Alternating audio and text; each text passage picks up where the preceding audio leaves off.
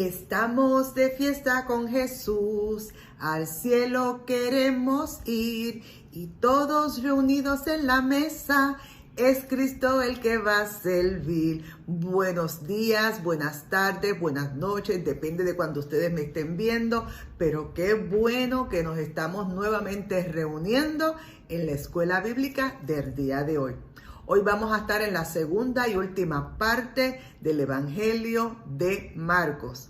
En la clase anterior tocamos muchos temas como si verdaderamente Marcos había escrito este Evangelio, lo cual lo confirmamos con las diferentes referencias que buscamos y le presentamos a ustedes de estos teólogos o estudiosos muy famosos y reconocidos, donde 4 de ellos, por lo menos que les presenté, sí certifican y confirman que Marcos es el que escribe este libro.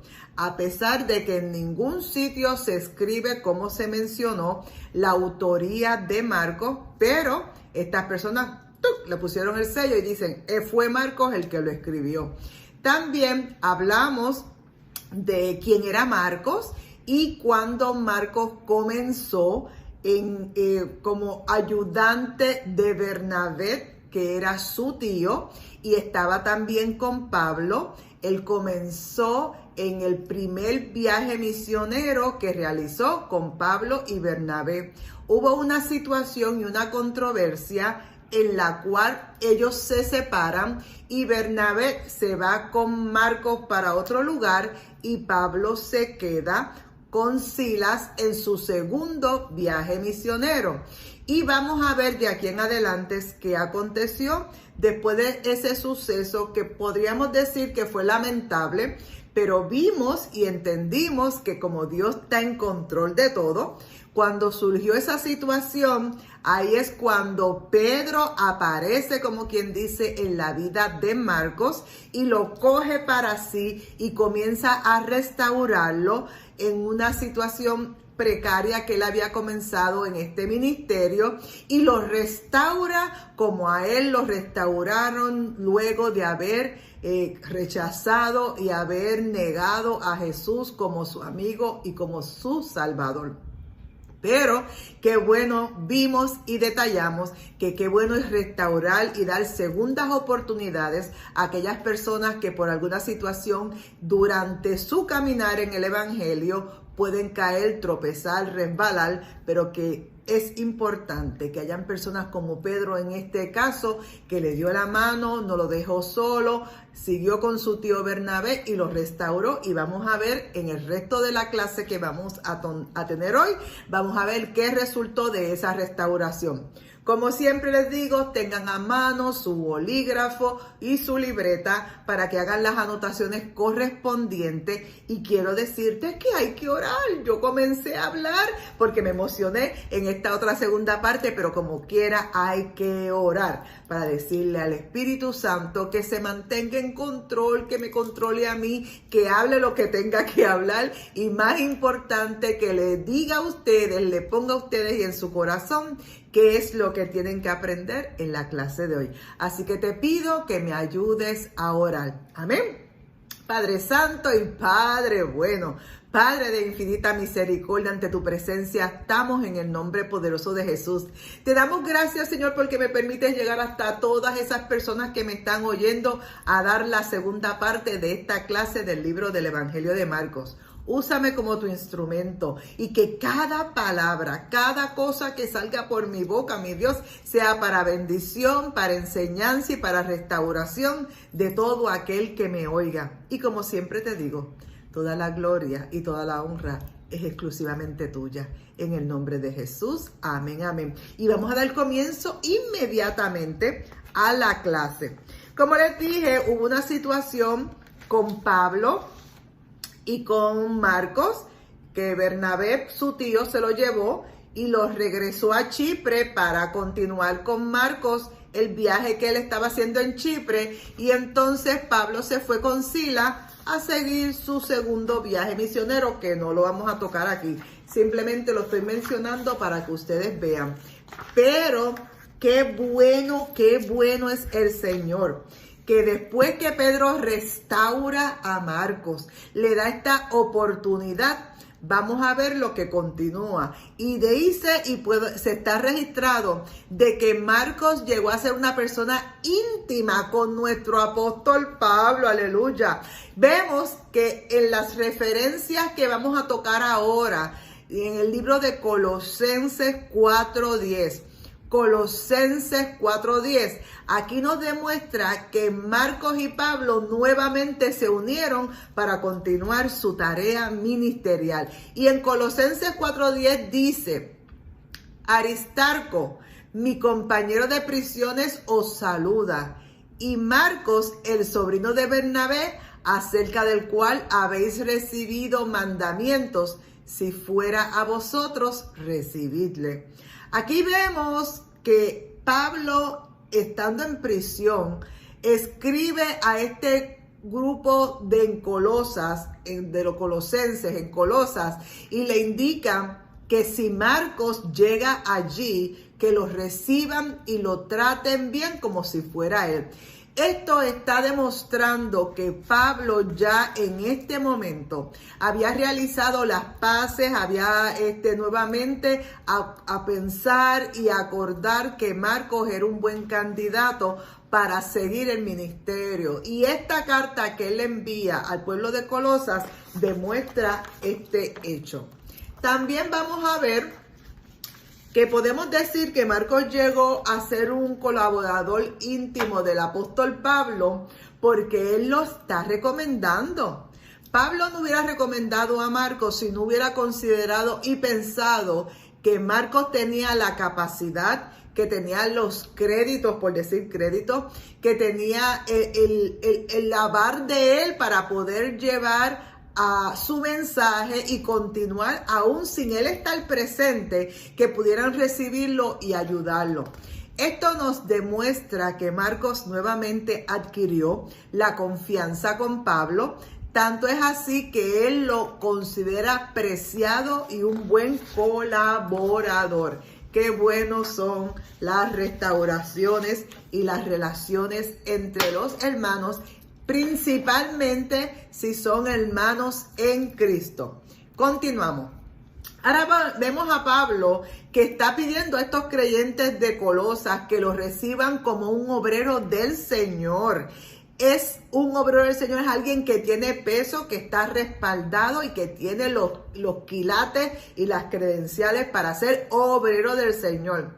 Vemos que Pablo, después de que Marcos fue restaurado, Pablo nuevamente lo acoge y lo utiliza para su ministerio. Así que es una evidencia clara y contundente de que ya Marcos, a pesar de que como que había quitado las manos del arado, como les dije anterior, se había echado para atrás, lo vemos nuevamente en pie de lucha y con el apóstol Pablo. Aquí vemos en Filemón 1:24. Filemón 1:24, que es Pablo también hablando, y dice: Marcos, Aristarco, Demas y Lucas, mis colaboradores. Aleluya. Aquí Pablo le está hablando al pueblo de Filipos y le está mencionando, le está indicando quiénes son sus colaboradores para que ellos los conozcan. Y dice que está Marcos, está Aristarco, está Demas, está Lucas, como diciendo, estas 4 personas que yo les estoy mencionando, recíbanlo ciegamente, porque son parte de mi equipo de trabajo, son parte de mi ministerio. Tú no recomiendas, tú no mencionas, tú no haces referencia de alguien que tú no confíes para presentarlo como colaborador tuyo. Y aquí vemos a un Pablo, luego de la restauración de Marcos, que lo menciona, lo cataloga, lo incluye dentro de su grupo de colaboradores. Aleluya. En 2 de Timoteos 4:11, 2 de Timoteos 4:11, vemos también otra forma como Pablo, estamos hablando de Pablo, aquel que dijo, no va conmigo, no sigo conmigo en el segundo viaje misionero. ahora está conmigo. Y dice en 2 de Timoteo 4:11, solo Lucas está conmigo. Toma a Marco y tráelo conmigo porque me es útil en el ministerio. ¡Aleluya! Finalmente, cuando Pablo estaba encarcelado, y ya estaba como que en la postrimería de antes de ser ejecutado, muestra deseos de ver a Marcos, de que Marcos esté con él y pide que se lo lleven, que vaya a visitarlo, que lo acompañe. Esto es bien importante, hermanos y hermanas que me están escuchando, porque cuando vemos a un apóstol como Pablo, el apóstol Pablo, indicándole a su amigo Timoteo que le lleve a Marcos a que lo vaya a ver en la prisión antes de que él fallezca, eso es un significado de que Marcos verdaderamente fue restaurado, fue perdonado y nuevamente Pablo lo cogió para sí y lo pone colaborador, y no más solamente como colaborador, indica públicamente que le hace falta su presencia en el lugar donde está solitario, donde está padeciendo y sabiendo y teniendo conciencia que le queda poco tiempo de vida. Tú no mandas a buscar una persona que tú no consideras que sea importante para ti en los últimos momentos de tu vida. Y vemos a un Pablo que perdonó, utilizó y se aprovechó de esta capacidad que tenía Marcos para utilizarlo en su ministerio. Pero vamos a ver a nuestro amigo Pedro, que fue el que restauró, el que cogió en sus manos y ayudó a nuestro amigo Marcos. Y tanto es así que la afinidad entre ellos dos fue tan y tan grande que él acostumbraba a decirle su hijo, mi hijo. Esta mención la podemos ver en Primera de Pedro 5:13. Primera de Pedro 5:13, donde dice Pedro, la iglesia que está en Babilonia, elegíos juntamente con vosotros, y Marcos, mi hijo, los saludan. Pedro está escribiendo a la iglesia que está en Babilonia, pero no simplemente está mandando saludos y recuerdos de parte de él, sino que también está mencionando en esta carta a su hijo Marcos. No es que Marcos sea hijo de Pedro de carne y sangre. Marcos se constituyó el hijo espiritual de Pedro. Pedro fue el que lo ayudó a restaurar.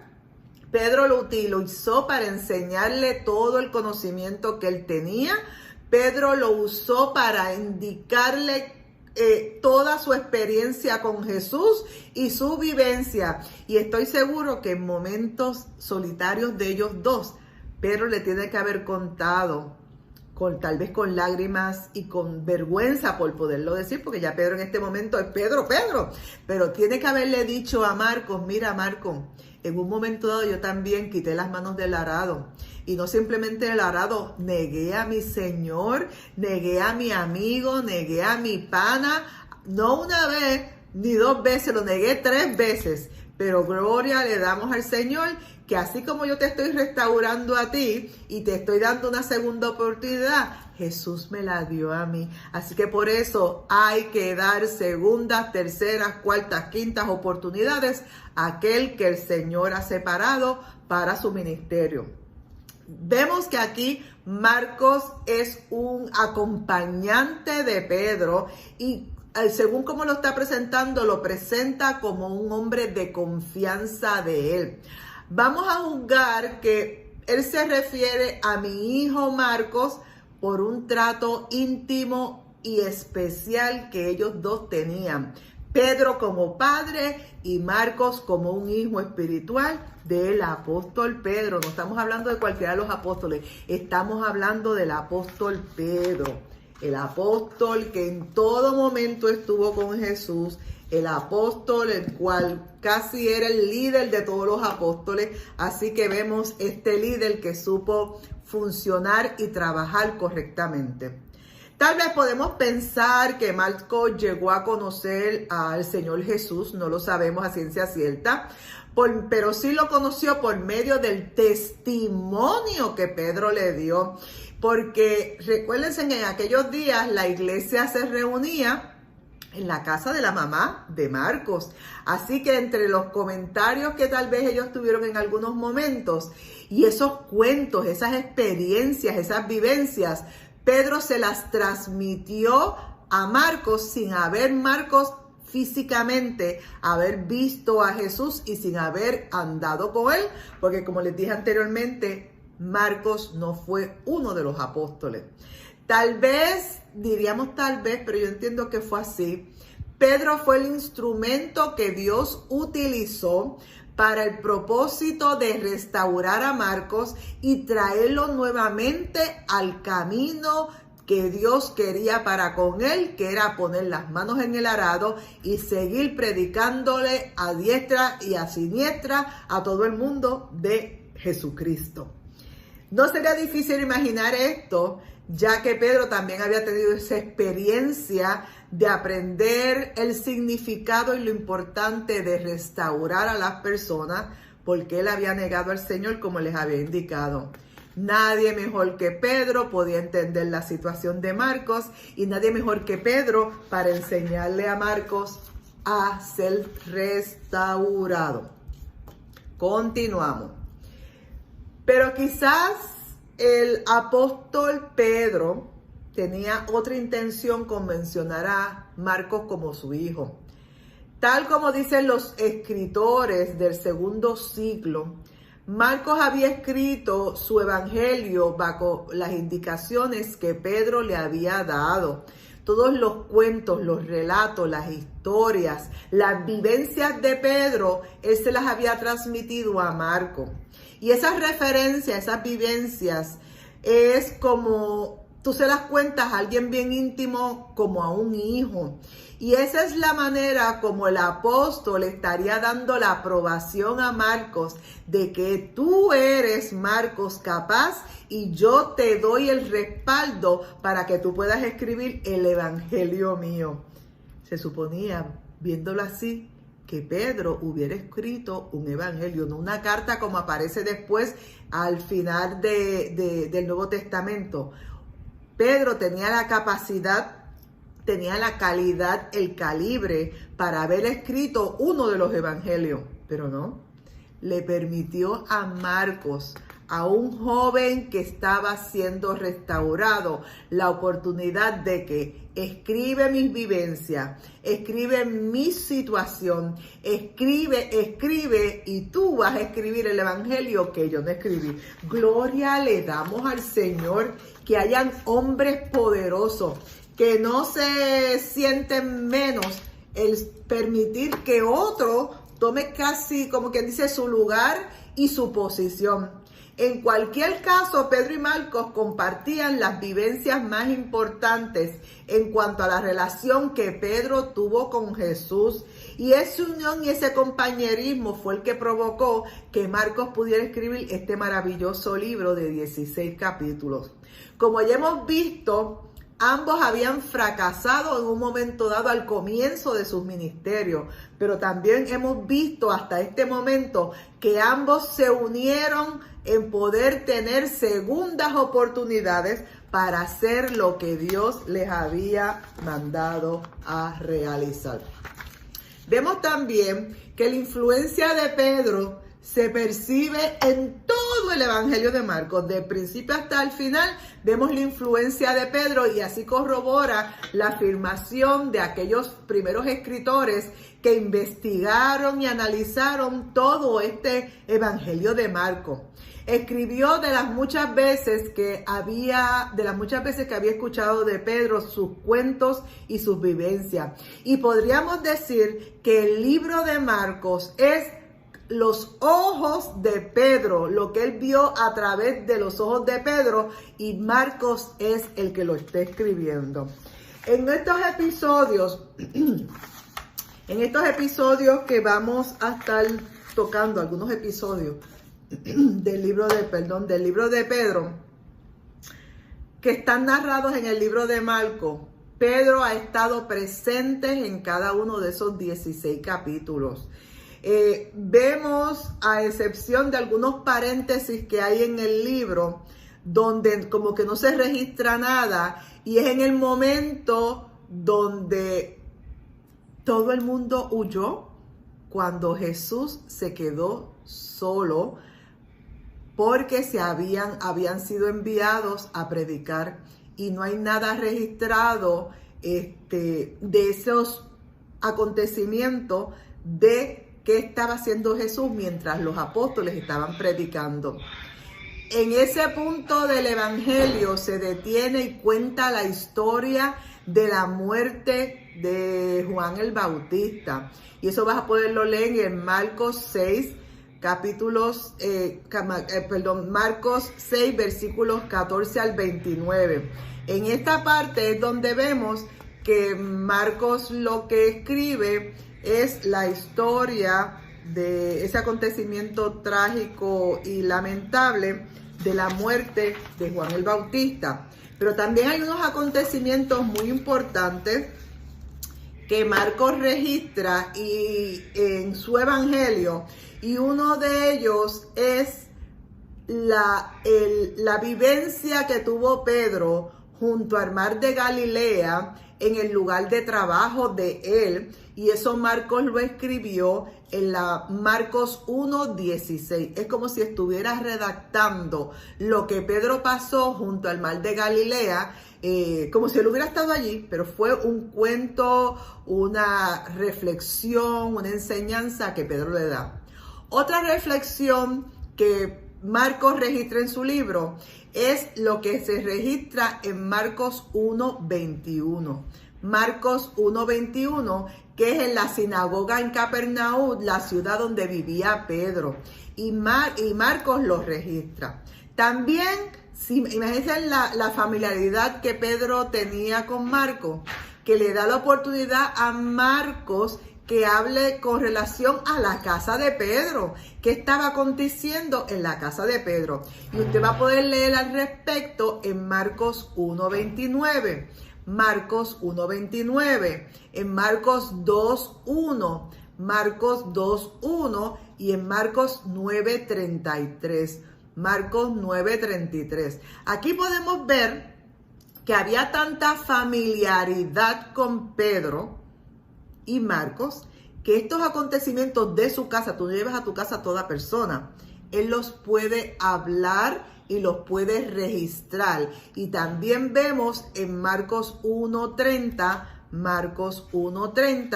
cómo se relacionaba Pedro con su familia, y Marcos lo registra. Continuamos aquí con nuestro amigo Marcos. Otro detalle muy interesante que podemos hablar del esquema general del Evangelio de Marcos es que este esquema, o lo que Marcos registra en su Evangelio, es el hecho de Cornelio, la situación que Pedro tuvo en casa de Cornelio. Y eso lo podemos ver, el mensaje escrito en el Hechos 10, capítulo 10, versículos 34-43. Hechos 10, capítulos 34 al 43. Vemos aquí que la influencia directa que Pedro tiene en Marcos va a ser un factor atenuante y muy importante en la vista de los que son testigos de que esto fue hecho por Marcos, porque Pedro fue testigo de todos esos acontecimientos y Marcos es su portador, su portavoz, y indica y registra todo lo que Marcos y Pedro convivieron. Y aquí vemos algo sumamente importante que encontré y lo quise traer y compartir con ustedes. Lo importante de ser el hombre de segunda línea. Muchas veces la gente quiere siempre ser el primero, el que está al frente, el que todo el mundo ve, al que todo el mundo habla, el que hace y deshace. A muchas veces a la gente le encanta eso. Pero aquí vemos a un ayudante, tanto de Bernabé, de Pablo y de Pedro, estaba detrás de ellos, pero aprendió tanto de ellos que lo vamos a catalogar como el hombre de la segunda línea. Estos hombres, Bernabé, Pablo y Pedro, hombres importantes en la palabra, hombres importantes en el evangelio, en las misiones, vemos que Marcos estaba con ellos junto con estos tres hombres, pero a pesar de que estos tres hombres estaban dando el frente y era el que todo el mundo conocía y del que todo el mundo hablaba, este hombre de segunda línea de ellos es sumamente importante porque ocupaba y estaba siempre dentro del campo de trabajo, era el que estaba siempre preparando los fundamentos de lo que iba detrás de la relación o de la tarea que ellos iban a realizar, y ocupaba muchos roles detrás de estos grandes hombres. Vemos en los días de paz que mientras Pablo, en este hombre de segunda línea, por decirlo así, mientras Pablo estaba encarcelado, señala a Marcos como un hombre de confianza y fue enviado a lugares estratégicos y específicos. En un ejemplo, Colosas, que anteriormente lo mencionamos, para llevar y continuar a cabo la tarea que él había comenzado. Esto nos da a demostrar y nos enseña que Marcos, siendo hombre de segunda línea, vio cómo trabajó Pablo en su trayectoria en misiones, predicando, yendo a iglesias, haciendo sin número de cosas. Y en esa segunda línea aprendió todo lo que hacía el primero. Y entonces tiene la oportunidad de que ese primero entonces lo envíe a él. Cuando Pablo estaba a punto aún de ser martirizado hasta la muerte, deseaba tenerlo junto a él y envió, como hablamos anteriormente, cartas para que lo trajeran porque quería verlo. Así que podemos ver la buena tarea que realizó Pedro en Marcos para que tanto así el apóstol Pablo considerara mantenerlo junto de él, y no simplemente junto de él, sino poderlo utilizar para muchas otras tareas mientras él no estaba presente. Quise traerles esta información que encontré. Podría decir que sin hombres de segunda línea, difícilmente podrían haber hombres y mujeres de primera línea. En nuestros días, como les dije anterior, hay muchos que se pelean por ese es el primero o la primera o el primer hombre al frente. Pero qué importantes son los que están detrás. Y quiero leerles lo que le escribí aquí en amarillo. Vamos a ponérselo de cerca para que ustedes lo vayan leyendo junto conmigo.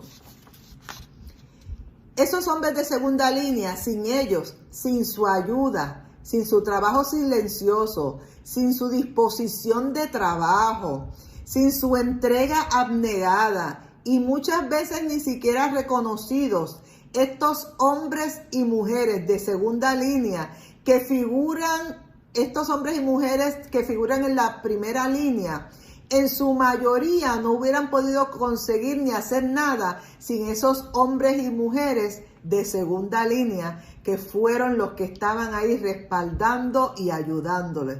Qué bueno que el Señor conoce todos esos hombres y mujeres de segunda línea que están respaldando el ministerio de aquellos que están en primero y al frente. Si tú eres segunda línea, siéntete orgulloso y bienaventurado, porque aún así, en esa posición, Dios te va a usar y ¿sabes qué? En su momento dado, te va a poner en la primera o sin ponerte en la primera, te va a ser reconocido grandemente por la tarea que estás realizando. Ahora vamos a seguir con nuestro amigo Marco y quería traerles un poquito más con relación a los indicios de su autoría.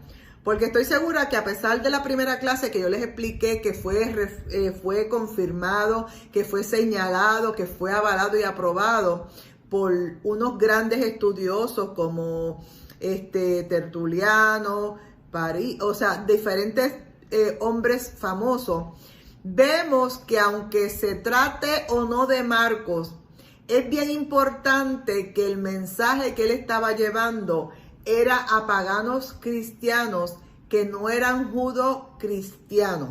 ¿Entendieron? Estaba él llevando un mensaje a aquella nueva iglesia que no necesariamente eran judíos que conocían unas trayectorias, unas culturas, unas reglas. El mensaje de Marcos está más dirigido a aquellos paganos que ahora eran cristianos. Y el mensaje tiene que ser diferente.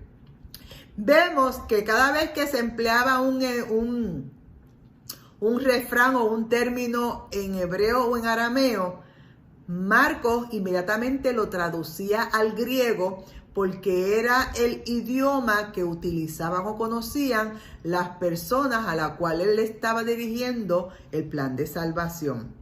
Él podía utilizar muchos de los versículos que hoy en día se tendrían en la Biblia de los 70, y esa Biblia, él utilizaba esa información que había hebrea en esa Biblia y entonces completamente la cambiaba al griego.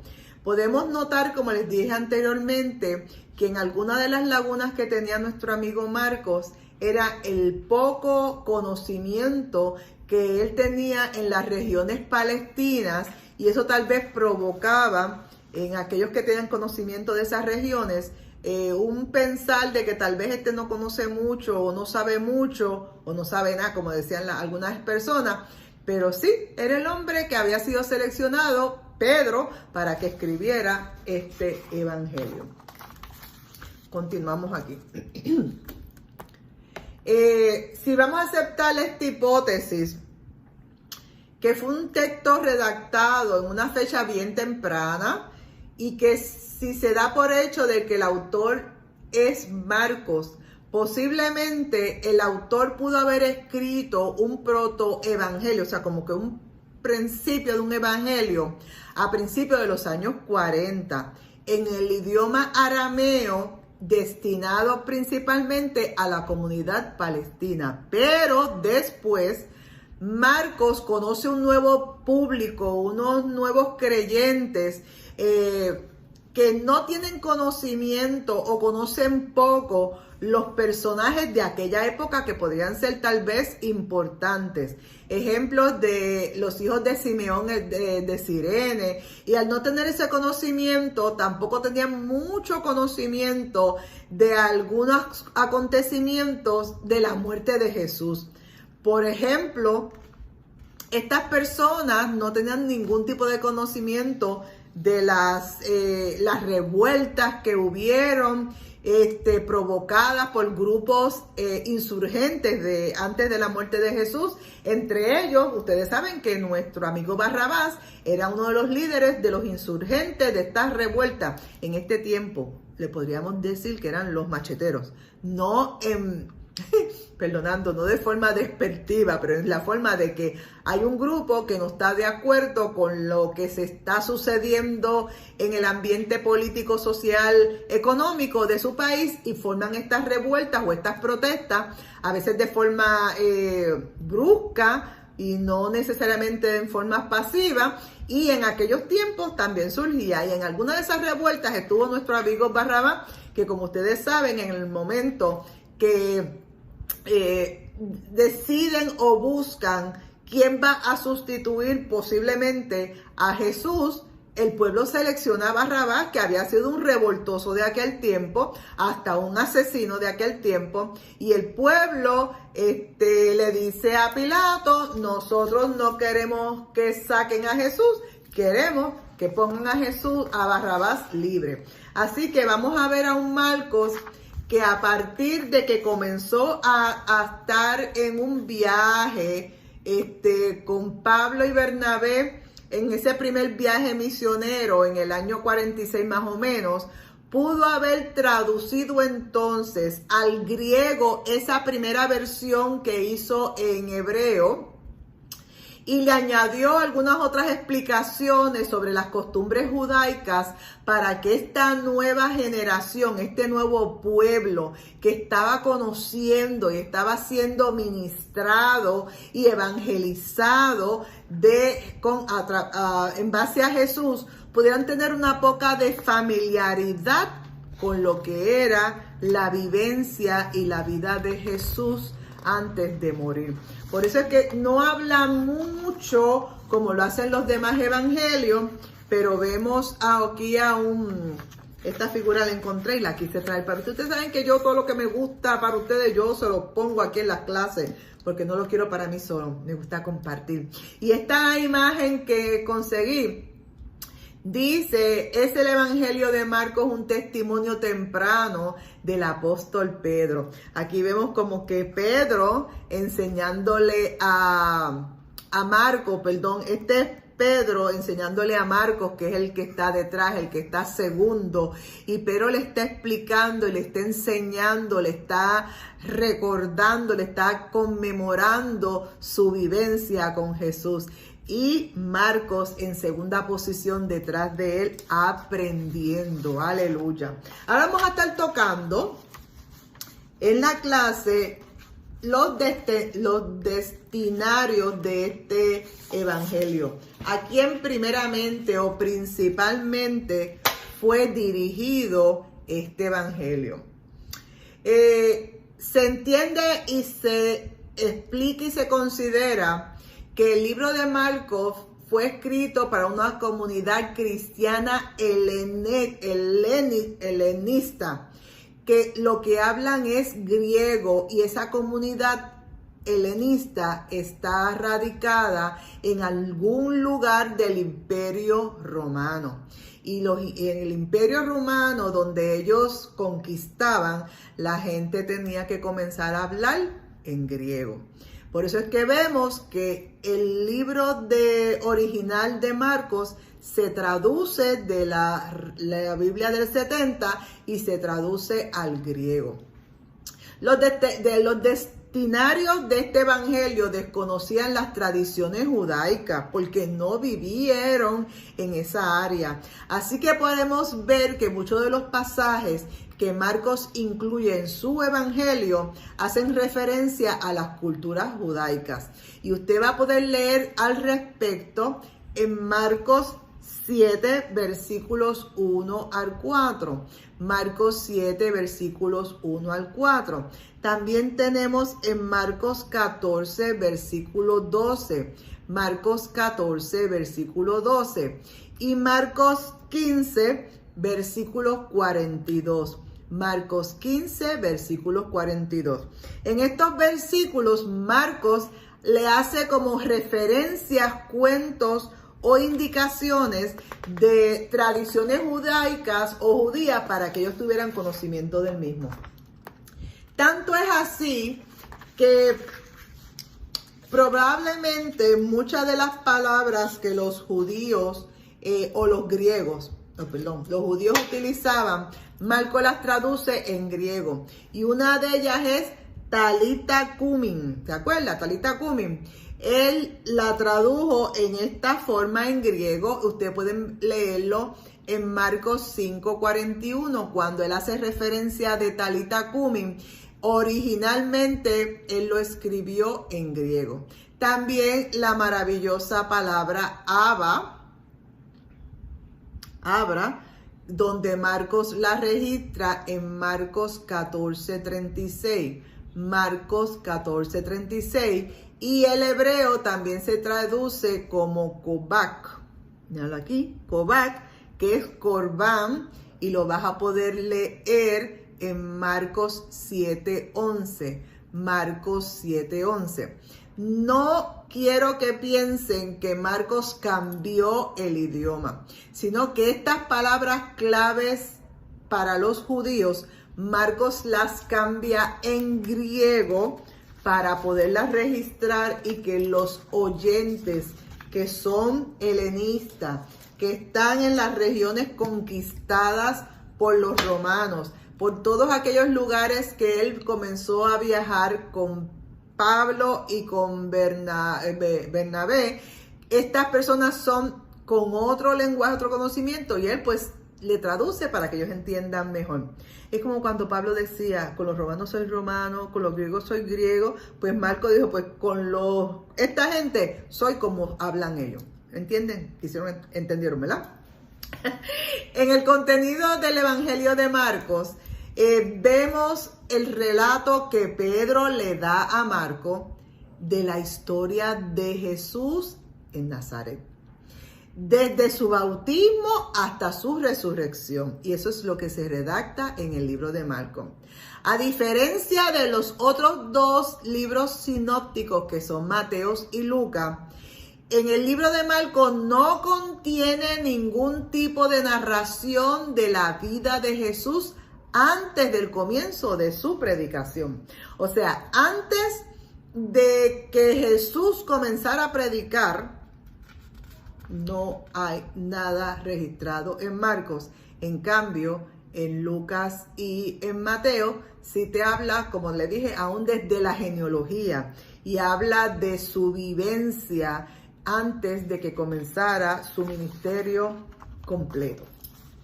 Otra cosa que se puede hablar del contenido, Marcos está de acuerdo, muy de acuerdo, y lo habla en su evangelio, de que lo esencial es la teología paulina. La teología de Pablo es que lo único importante, más importante que nada, es que Jesús murió y que Jesús resucitó. Aleluya. Dice la palabra que vana fuera nuestra fe si Él no hubiera resucitado. Vayan y bailen y beban y fiesten si Jesús no hubiera resucitado. Pero como Jesús resucitó, aleluya, estamos nosotros esperando que vuelva a buscarnos nuevamente. ¿Te estás preparando tú? Yo me estoy preparando todos los días. Amén. Así que sigue conmigo. A diferencia de Pablo, Marcos se ocupa de consignar los hechos y los dichos de Jesús. Recuerden que él está hablando por lo que Pedro oyó, vivió y compartió. Y vemos a un Marcos que se ocupa mucho de decir los hechos y dichos de Jesús. Y en el libro de Marcos, ahí le voy a poner el screenshot, preparen el screenshot. Miren esto. Aquí estamos hablando, y lo estoy moviendo, perdonen. Screenshot 1, 2 y 3 con mis deditos. Marcos, en su libro, se especializa en hablar, en mencionar hechos de Jesús. Y muchos de los hechos que hizo Jesús, que son sumamente importantes y hoy deberían de suceder también, fueron muchos exorcismos. Y usted dirá, ¿exorcismo? Sí, exorcismo. Sacar demonios a la gente. Marcos relata 4 exorcismos practicados por Jesús. Número 1, la curación de uno poseído, en la sinagoga de Cafarnaúm. Eso lo vas a poder leer en Marcos 1, versículos 21 al 28. Otro exorcismo o reprensión de demonios, que es como lo conocemos ahora, es el que hubo la curación en la región de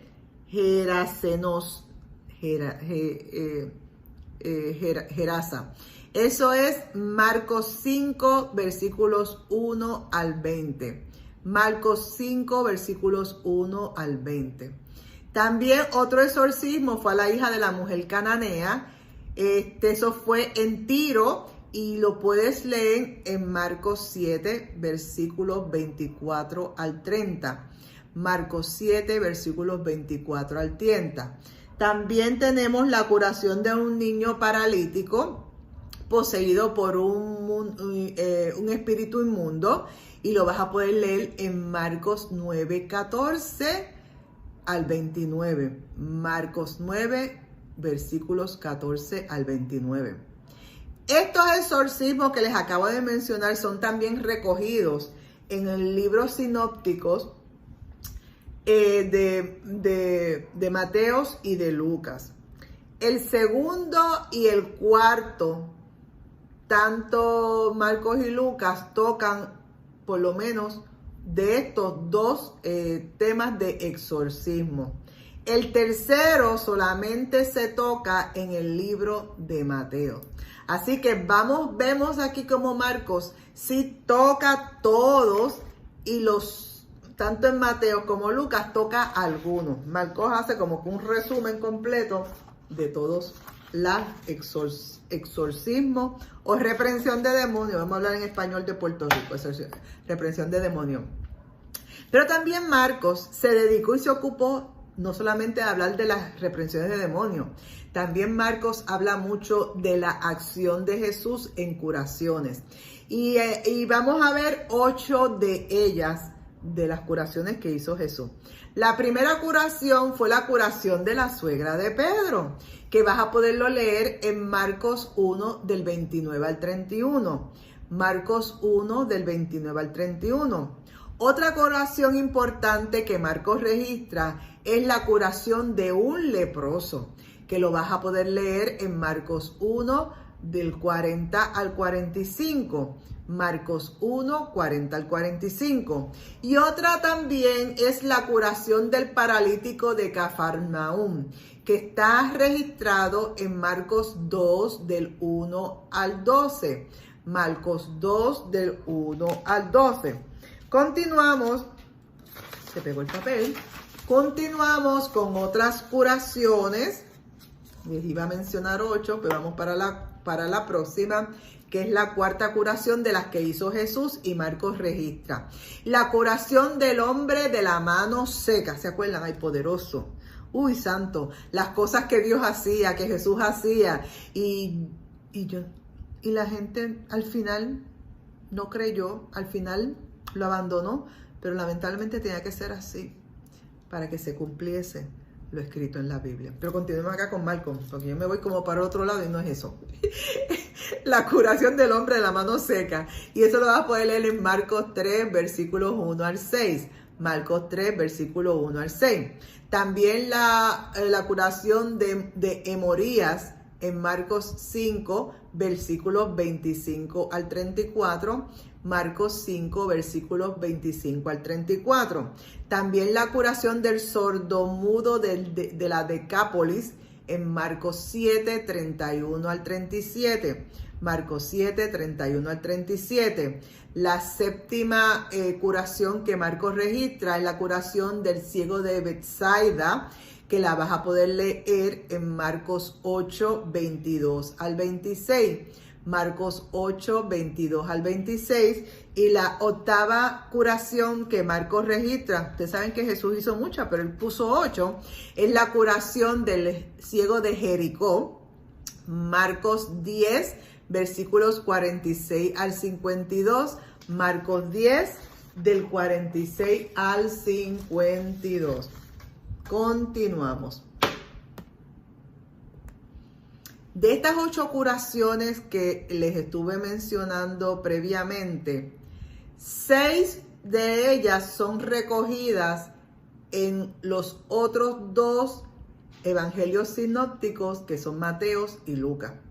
Solo 2 de ellas, la curación del sordo del Decápolis y del ciego de Betsaida, no aparecen en ninguno de esos otros evangelios. O sea que solamente aparecen en el libro de Marcos. Es destacable que el hecho de que estas 2 curaciones que aparecen exclusivamente en el libro de Marcos, Jesús utilizó otro medio terapéutico, otro medio de trabajo, otro medio médico bien diferente. Y fue utilizando saliva para abrir la lengua de una persona, los oídos y ojos de otra persona.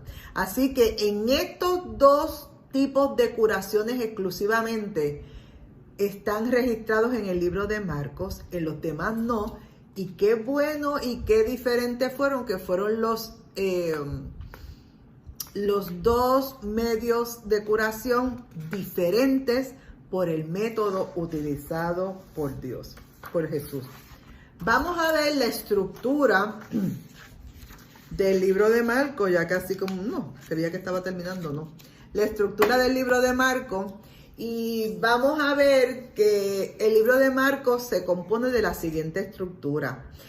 De los versículos Marcos 1, versículos 1 al 13, Marcos redacta, enseña y nos habla del ministerio de Jesús inicial, cómo comenzó, ¿verdad? Pero después comienza a hablarnos del ministerio de Jesús en Galilea. Y ahí lo podrás leer en los versículos, capítulo 1, versículos 14 al 9 y el 29. Pero también, hasta el 9-29, perdón. Capítulo 1, versículos 14 hasta el capítulo 9, versículos 29, Marcos nos está hablando de la trayectoria y el hacer de Jesús estando en ¿dónde? En Galilea. Ya en los capítulos 9, de los versículos 30 al 50, Marcos lo que nos está hablando simplemente es del ministerio final de Jesús estando en Galilea. Como quien dice, los últimos acontecimientos de Jesús en Galilea. Pero vemos que en el capítulo 10 del libro de Marcos, Marcos se centra en hablar del ministerio de Jesús, pero en Judea. Ya no está en Galilea, sino en Judea.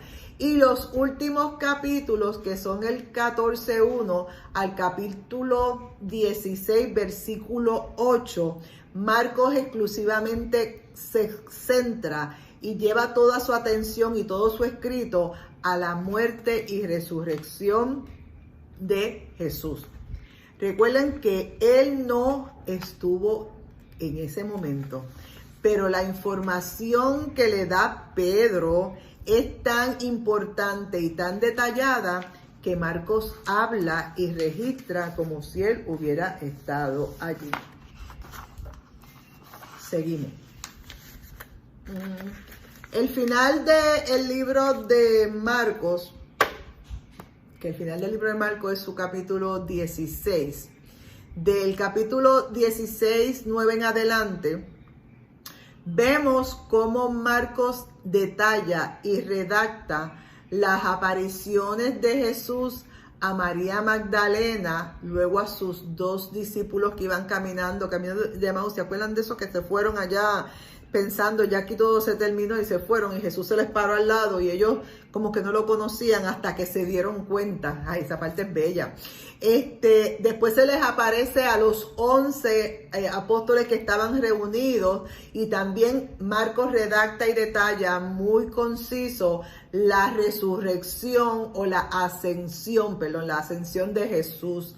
Y es casi seguro que la forma como él lo está hablando es casi textual como Pedro lo vivió. Vemos que el final de Marcos, en los versículos 9 hasta el 20, forma parte, y esto es algo que se escribió, lo escribieron alguien que redactó con relación a Marcos, y quiero leerlo textualmente. Eso aparece en la Biblia de Jerusalén, en las personas que estudiosos, como les dije antes, que a veces ya hacían como su hipótesis o su tesis, las conclusiones de sus tesis, escribían comentarios, y este es un comentario que pusieron. Dice, el final de Marcos, en los versículos 9 al 20, están en el capítulo 16, a nosotros en el capítulo 16, pero en los últimos versículos del 9 al 20, forman parte de las escrituras inspiradas, y es considerado como canónico. Esto no significa necesariamente que haya sido redactado por Marcos. De hecho, se pone en duda su pertenencia a la redacción del segundo evangelio.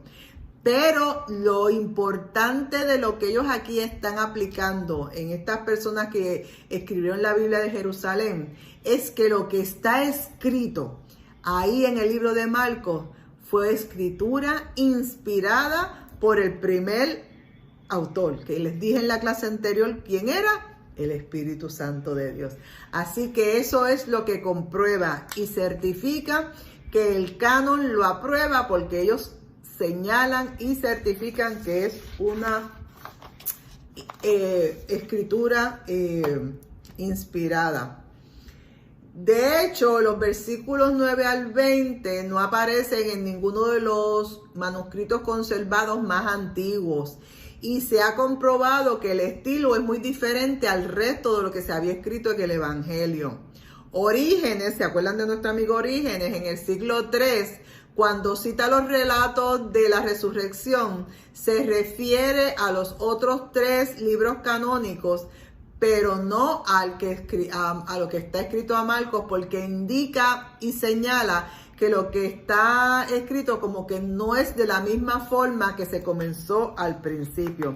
Pero lo importante de todo esto, como les dije al principio, es que está aprobado, que el libro está dentro de la Santa Biblia y que fue inspirado. Amén. Ahora quiero tocarle 10 cosas que se debe de saber del Evangelio de Marcos. Número 1. La autoría de este evangelio se le atribuye a Marcos, como ya hemos explicado, y que se menciona que su madre, que se llamaba María, tenía una casa donde se reunían aquellos seguidores de Jesús para orar, para hablar, y allí podían llegar diferentes creyentes. Número 2 es que la evidencia de los padres de la iglesia, los padres originales de la iglesia, apuntan que Marcos escribió su libro bajo la supervisión de Pedro. Número 3, se cree que Marcos escribió el Evangelio entre los años 50 o al inicio del año 60 después de Cristo. Número 4, que tú debes de saber, es que algunos teólogos sostienen que la prioridad de Marcos, es decir, que Mateo y Lucas nunca fueron fuente primaria. Indican estos estudiosos que Marcos escribió primero que Mateos y que Lucas. Continuamos con cosas que debes de saber del libro. La 5, que Marcos es el evangelio más corto de los 4 y que tiene aproximadamente 11,000 palabras, y yo les dije más, que tenía 662 versículos. La 6, que Roma, de acuerdo con la evidencia, fue a las iglesias a las cuales este evangelio iba destinado, iglesias que estaban en el área o en el imperio romano. 7, que el enfoque de Marcos lo hacía hacia una audiencia que era gentil. A diferencia de Marcos y de Mateo, explica los atuendos judíos, traduce las palabras en arameo y tiene un enfoque en la persecución. Todos estos temas en especial era lo que atraía o podía atraer a los creyentes que estaban en Roma, que eran nuevos creyentes. La 8, el libro de Marcos es un evangelio que simplemente enfatiza las acciones de Jesús. No la enseñanza, ¿se acuerdan que no la enseñanza? Sino la acción que Jesús hacía unas cosas aquí y después las hacía en otro lugar, y por eso les dicen el evangelio de la acción. Marcos se mueve de un episodio a otro utilizando la palabra inmediatamente. Esa es la forma como él indica que terminó un cuento y comienza con el otro. Y como 10, este evangelio encontramos muy fuerte el énfasis de la cruz, el énfasis del discipulado, el énfasis de las enseñanzas de Jesús, y destaca a Jesús como maestro. Y muy importante, en el evangelio de Marcos se habla del reino de Dios. Concluyendo, vamos a concluir ya nuestra clase. Concluyendo, decimos que después de todo esto que hemos estado hablando, el Espíritu Santo eligió a Marcos como la persona indicada para que fuera el que redactara este libro, un libro relato histórico flexible acerca de Jesús a aquellos nuevos convertidos. Este joven que vivió en Jerusalén en los días de Jesús, tal vez no lo conoció de tú a tú, pero pudo conocer tanto y tanto de él y de su ministerio. Incluso puede ser que haya estado cerca o no es que haya estado al frente, pero haya tenido conocimiento, porque él vivía allí, de la muerte de Jesús. Pudo haber tenido conocimiento, aunque no estaba al frente. Un creyente, Marcos fue uno de los creyentes que formó las primeras iglesias cristianas, y su misión y su centro en esas reuniones con los apóstoles era el de ser testigos de Jesús, de que la gente conociera que ese Jesús que había muerto verdaderamente existió. Marcos fue un discípulo del apóstol Pablo, fue un discípulo de Bernabé y era tenido por alta estima de estos dos hombres poderosos de Dios, que había sido también muy estimado por Pedro, que fue el que lo ayudó. El Evangelio de Marcos fue admitido sin dudas en el canon sagrado, y eso sí les puedo decir que fue una dirección del Espíritu Santo, y siguió siendo el primer libro reconocido en las primeras iglesias del siglo, al principio del siglo, porque fue aceptado y avalado por aquellos hombres que tenían conocimiento de la palabra. Así que este segundo hombre, que en algún momento dado, como quien dice, cayó o quitó las manos en el arado, como les dije anteriormente, fue restaurado, fue elegido por el Espíritu Santo para que escribiera este maravilloso libro. Tuvo ese privilegio de oír de la propia boca de Pedro todos los grandes acontecimientos que Pedro tuvo con Jesús. Y después de haber sido restaurado, pudo enseñarte a ti y a mí estos maravillosos relatos que los podemos leer con libertad en este tiempo. Así que espero que hayas aprendido un poquito de ese Marcos. No te desanimes, porque si Juan Marcos pudo echar hacia adelante y poder hablar de las grandes cosas que hizo Jesús, tú y yo en este tiempo también lo podemos hacer. Hemos terminado esta clase y simplemente te puedo decir que Jehová te bendiga y te guarde, que Jehová haga resplandecer su rostro sobre ti y que tenga de ti misericordia. Que Jehová alce sobre ti su rostro y ponga en ti y en todos los tuyos paz. Y nos vemos en la próxima clase. Que el Señor te bendiga. Bye, se te ama. Bye bye.